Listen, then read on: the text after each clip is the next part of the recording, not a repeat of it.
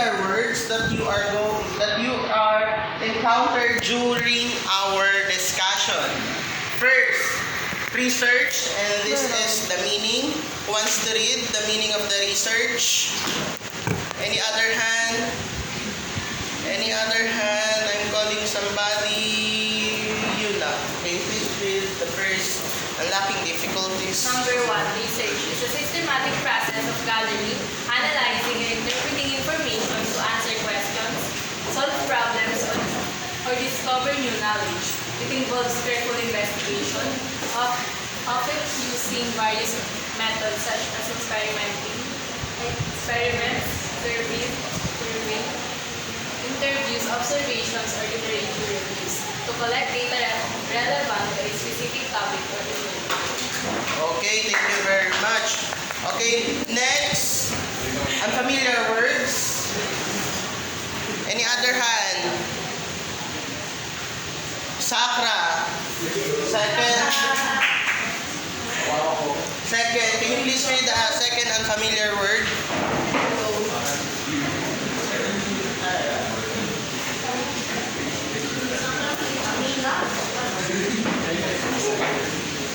Placebo. Okay, the third. Yes, now. Rubber plant is one in which the participant or experiment know is using the part of learning. Okay. Those unfamiliar words you are going to encounter during our discussion. So once again, our topic for today is all about language of research, campaign, and advocacy. And let's go Read the language. the first language of research. Okay, what is a research? Anyone can read, but I don't know. Meaning or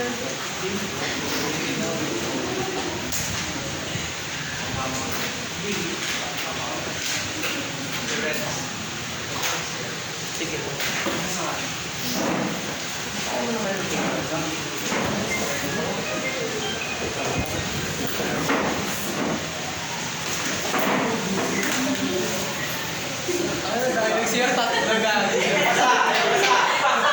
Uy, isa-isa lang. Ano ba yan?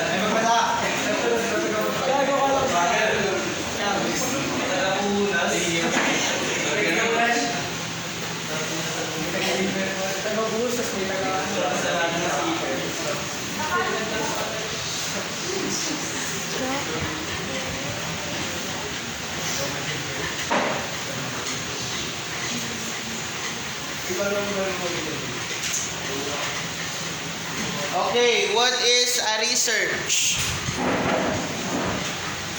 Yes, now. a research is primarily focuses upon improving quality and is a research for knowledge. Kapoor, 2018. Okay, based on Kapoor 2018, a research is a primary focuses upon improving quality and is a research for knowledge. So, a research, okay, template is a systematic investigation that provide a solution to a problem. Like for example, if you are searching or if you are finding a solution to a specific problem, you need to do a research. Like for example, an effect of a placebo to a human. Placebo is a medicine, a first invented medicine to cure COVID-19. Okay, so these are the some process of a research that you are going to encounter if you have your research. If you were having your research, these are you are going to encounter. First process of a research. Please read. Yes, na. Start with the question or problem. Okay. Syempre, if you are having your research, you need to gather information by what? Question. Question, what called, anong tawag niyo dyan? Questioning other. Yes, very good. Survey. Another. Next. Process. Yes. Do further observations or perform experimental test. Okay, so if you gather information, syempre sasalain nyo siya. You need to filter it whether it is a true information or an opinion. Third process. Analyze the data, information is connected. Okay, yun nga yun. You need to analyze it. Four is publish procedure, data, and conclusion. So, dito na papasok yung your own opinion, your conclusion about your research. Like for example, someone conclusion based on in research, ang tawag dyan ay statement of the problem, if I'm not mistaken. Okay, so let's go with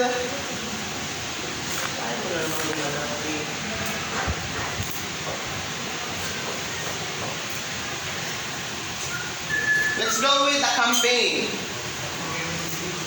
Language of campaign. If you hear a word campaign, what is the first things comes into your mind? A campaign.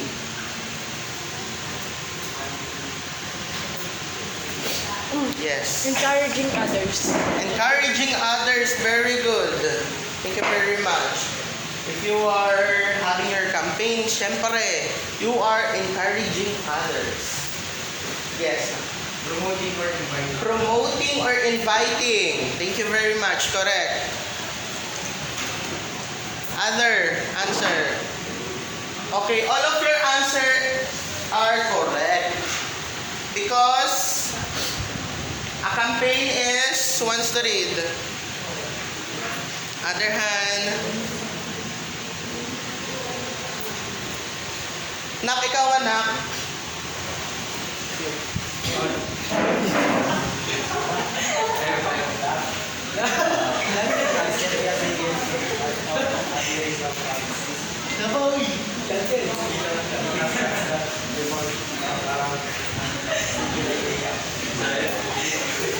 Provides a framework to which process of Okay, thank you very much. So, you're correct that a campaign is encouraging the reason of a campaign is to encourage people to support the specific topic.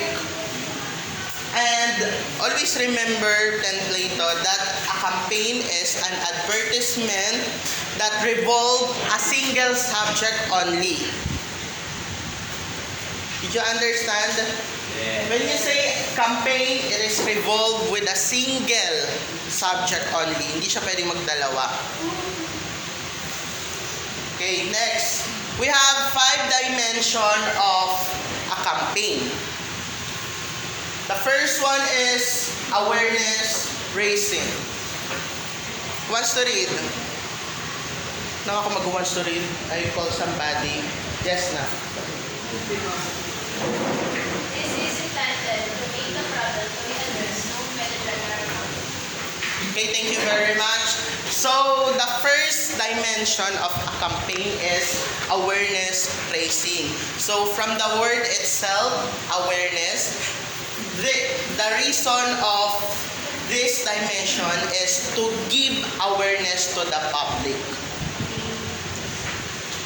To avoid something or to get to know to something or the current issue to our society. Like for example,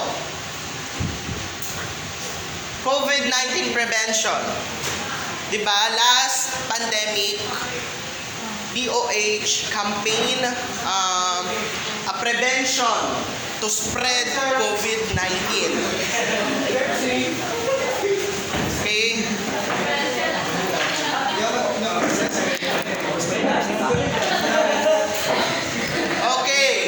Okay, settle down. The next research, the next dimension campaign is a research. Now, can you please read the research and explain it to me? What did you understand about our second dimension of campaign? Research, yes. Research, another dimension that is based on research. Since it provides the necessary knowledge to take action. Listen up. Okay, what did you understand about the given information about research? Research. Sabi nila, kapag ang campaign daw, ang isa sa mga dimension ng campaign is research. When you say research, what it is? Sir, can you repeat the question? Okay, so, again, the second dimension of campaign is a research. Sabi nila na ang isa sa mga dimension daw ng research ng campaign is research. A while ago, I'll discuss the meaning of the research. Okay, so for you, what did you understand? Base sa'yo, ano ba ang research? I think it's...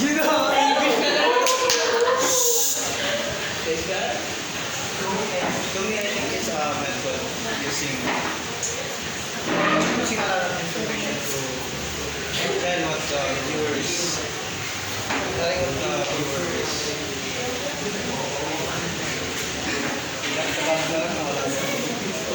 Very magtalag. Para sa akin ng research, parang prepare niyo ang sarili niyo na bigyan ng answer yung mga tanong sa pinakadalaman ng mga. Okay. It also helps you to know more information about what you're fighting. Okay, thank you very much. You, anak, anything to share? Part ko yung research doon kasi yung research ko, nagagather po siya ng knowledge. Tapos, hindi lang po siya sa nagagather ng knowledge. Tapos parang may part din po doon na sinasabi din po nila, which is like for some of thesis, na parang sa part doon na ano ba yung nalaman nila, tapos sinishare po. Tapos parang kung tama ba yun or Okay, thank you very much. So, yun nga, tulad nga ng sabi ko, a research is a solution, provide a solution to a problem. So, kaya siya kasama sa campaign is, di ba, there's a kind of campaign that really need a research to prove. Di ba? Not all campaign is true.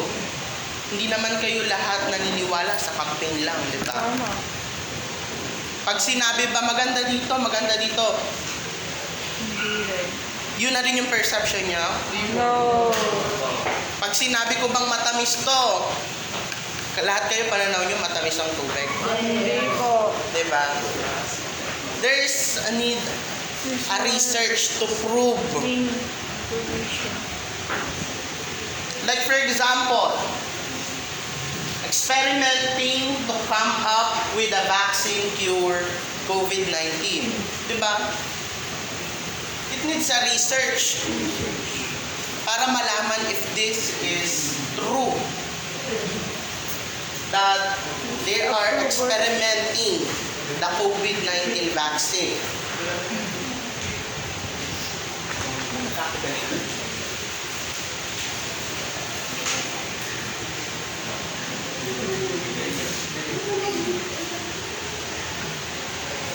Okay. Third, social mobilization. Another hand, you anak. Yeah, katabi niya. Yeah.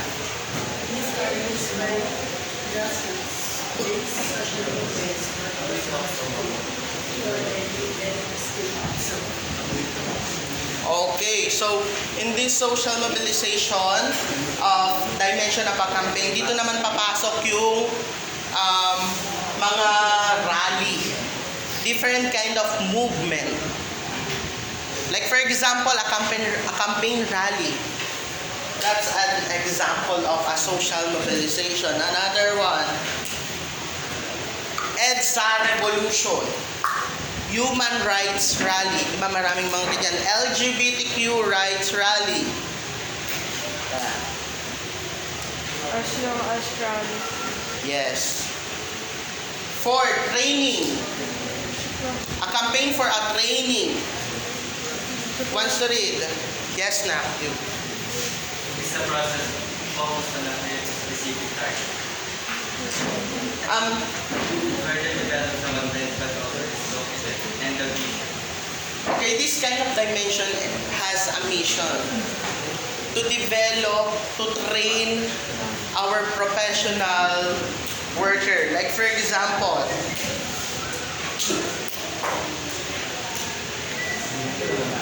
training police for a proper action on crime.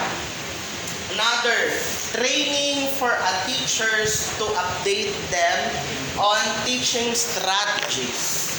Training for nurses for new practice in caring for patients. Okay, it's all about training. Yan, isa sa mga dimension or sa mga vision of a campaign.